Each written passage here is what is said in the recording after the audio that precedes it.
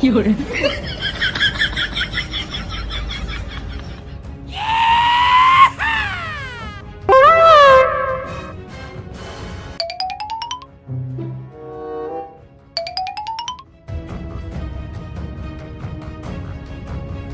有人。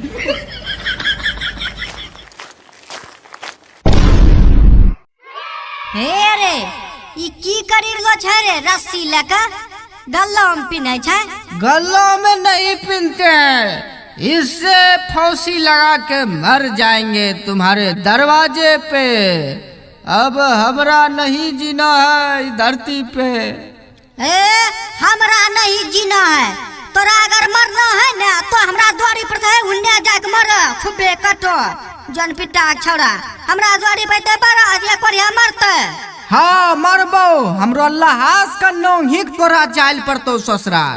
मत भूल पिछल का समय 149 टका जियो के मोबाइल में रिचार्ज मारे छलियो, 5 टका चोराय के तखनी कहला जानू तोरा बिना हमें नहीं जीबो। आय तो केनो बियाह करे रेडी भ गेलै के। हे रे गोरे लागे छियो जो तो यहां से मैं की करियो। हमरा माय बाप फाइनल करी देलके, फिर माय हो बाप के मुंह देखै छै रा। डीआर के रिकॉर्डिंग स्टूडियो मोहनपुर।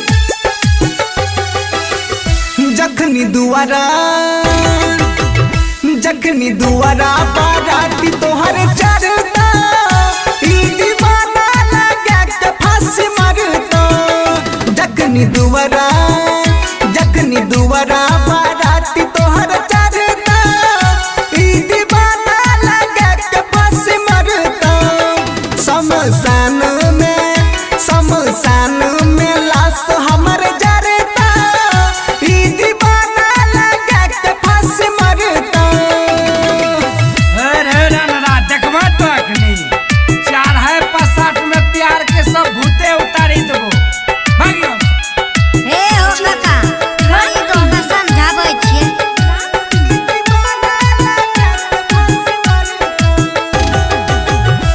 जाय छोरी हमरा संग में जानू करके घाट गे, देखी अखियां हमर करै छै बरसात गे। छोड़ के जाय छी सराफ तोरा परता, ई दीवाना जब लगा के फांसी मरता। जखनी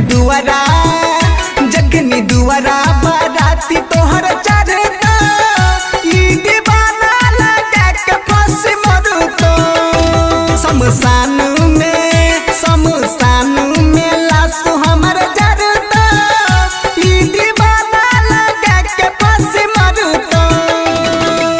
हे रे फांसी लगा के जाओ मरीज भाई केकरो कुछ ले के जाय भाई। अरे हमरो बियाह हुआ था शांति से, अब कापनो बियाह करी लिया, घर द्वार आराम से बसैया। अब ये नहीं कर केकरो बेइज्जती नस्ता नहीं कर केकरो घरो पावे के।